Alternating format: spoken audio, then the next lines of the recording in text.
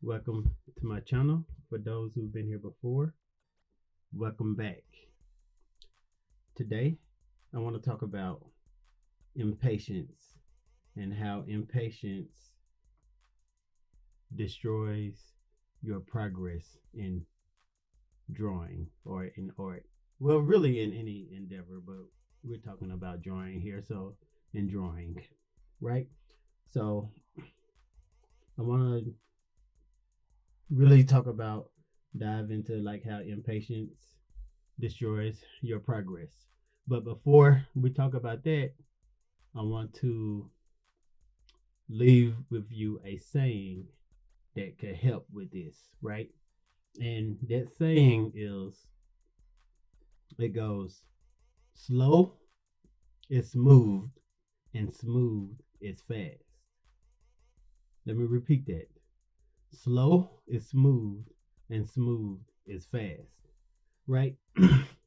So, what this saying means by slow is smooth and smooth is fast is a slow, more methodical approach to doing things will yield more efficient results, right?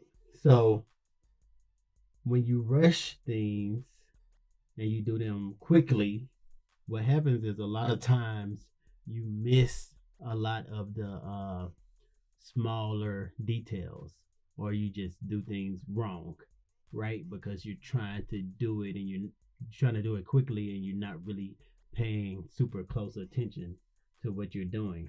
Uh, so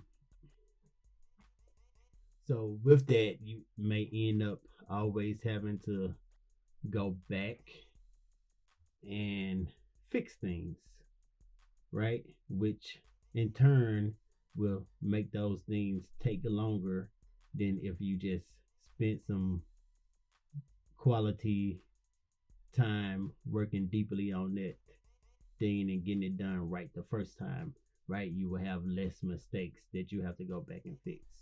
So slow is smooth, smooth is fast. Just remember that, right? So whenever you find yourself becoming impatient, just remember that saying. All right, so let's get into these reasons why impatience slows your progress, right? Now there's many reasons why impatience slows your progress. We can't talk about them all, so I'm gonna just hit on a like few of them. These three are like really closely related, right? So the first reason why impatience slows your progress is it causes you to become frustrated, right? So if you are an impatient individual, um, especially when drawing, working with drawing, right? Uh, the impatience can fracture your relationship with drawing, leading to the frustration, right? Because you're not improving at the rate that you would like to improve. So, learning to draw is a very slow process.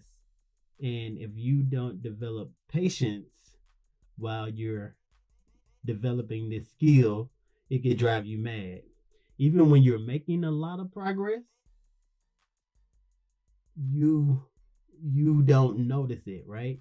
Other people may notice your progress before you notice it, right? You're usually like the last person to notice.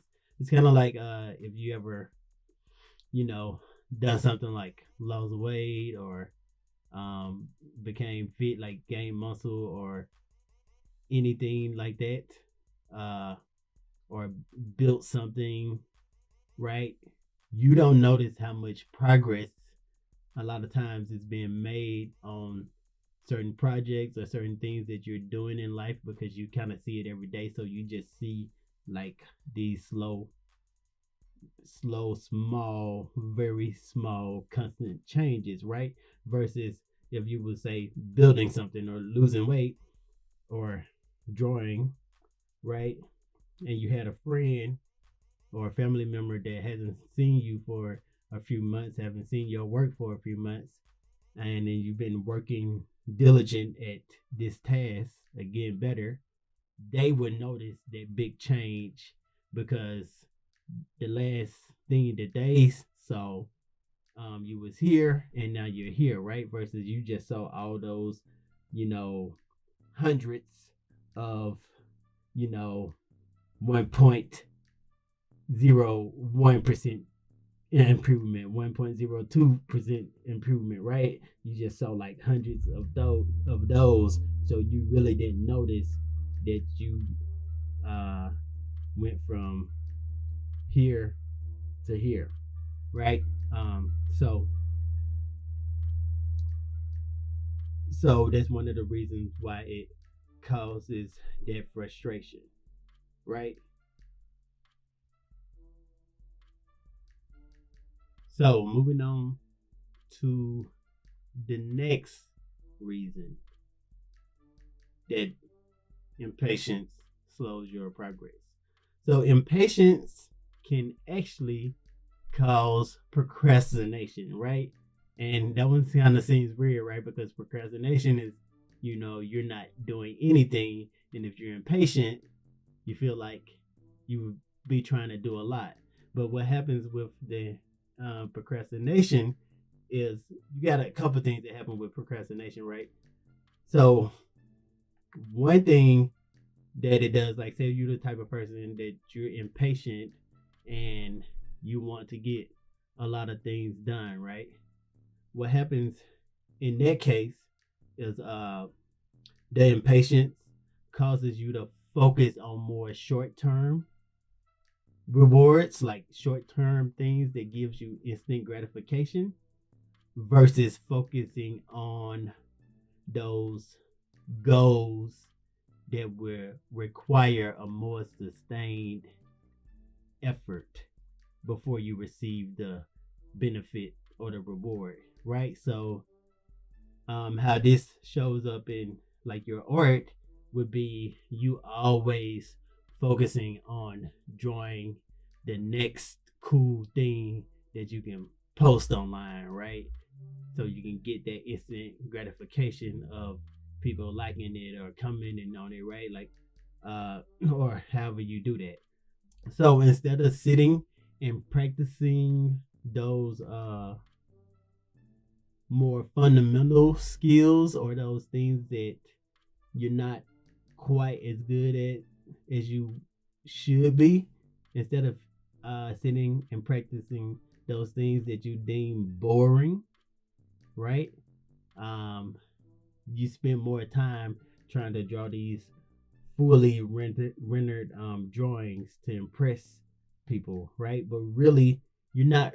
When you do that, when you're always just operating in that mode of always trying to draw fully rendered things, you're getting better, but not at a efficient rate, right? Because when you're drawing, like I say, a fully rendered piece, like you're trying to you're practicing all the skills, but all at the same time generally, right? Like you're constantly switching from this skill, like form and function, to shading, lighting, uh contours, whatever all the skills that's required for you to create this fully rendered piece. You just getting a little practice versus if you was to be like, okay, I'm going to focus on this these one or two things for this whole month, right? Like I could do some fully rendered drawings in there, sprinkle some in there, but my main focus is going to be on shading or lighting or um hands or form, shape, and like the form and shape, right? So if you spend more time practicing on single skills, it will help you in the long run, right? It will help you get quicker results actually in the long run versus trying to do everything at once, because our brain only can handle so much at once, and that also can cause procrastination, right? Because when you overload yourself, a lot of times what happens is you check out, right? So this is burnout, right? Like a lot of times you may burn out because you're trying to do too much and you end up overloading yourself. You burn out. Now you're sitting and doing nothing. So that's the other way procrastination rears its head, because you burn out, you feel like you're not making that progress, you feel like what's the point, and you end up doing nothing, right? All right, so moving on to point number three, reason number three. So in reason number three, we're going to talk about poor decision making, right? So impatience can lead to poor decision making, right? So impatience can lead you to make like haphazard and rapidly changing decisions that are made without deep consideration, right? So this can cause you to overlook like alternative approaches that could have led to better results, right? Because you haven't took the time to really think through these decisions, you can't really trust them, which causes you to flip flop on your decisions before you have made any significant progress on the last thing that you was trying to do. So you have to give yourself enough time to develop whatever you're trying to do, right? So if you decide you want to learn a certain style of drawing, um, you don't spend just like a couple weeks on that style of drawing and be like, okay, I'm not making the progress that I want on this style, so I'm gonna move on to another style or move on to another trend, right? Because you haven't had time to develop that skill, right? That style. So impatience will cause you to jump from one thing to the next before you developed it, right? So this is akin to SOS, shiny object syndrome. I actually made a whole video about shiny object syndrome, but you know, shiny object syndrome makes you do that. Like whatever looks good right now, whatever sounds good right now, that's what you're doing. That's what you're moving to, which causes you to never really get good at one thing, which means it will slow your progress. So it will really serve you better to focus on one or two things and devote more time into those things. And once you hone those skills enough on those two things, then you add another thing, right? Because you don't have, it doesn't require as much effort on those two things that you spent more time with. So once, I guess the good way to look at this is you practice something until it starts to get to that point where it doesn't require as much effort for you to practice it, right? So I use the example of drawing hands, right? I recently spent more time drawing hands at the beginning of this year, right? And now I'm not like a master at drawing hands, but now it doesn't require as much effort for me to draw hands.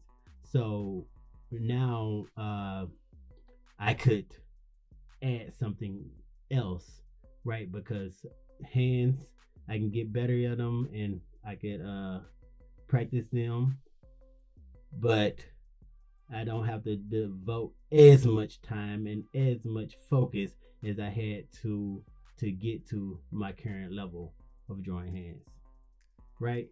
So um this poor decision making uh just makes you keep jumping from this decision to that decision without really breaking any real, you know, significant ground on any of those decisions, right?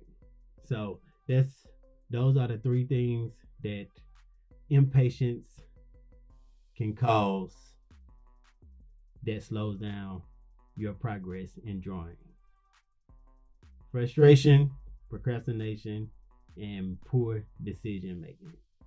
All right, so that's all I have for you guys in today's video. Just remember, slow is smooth, smooth is fast.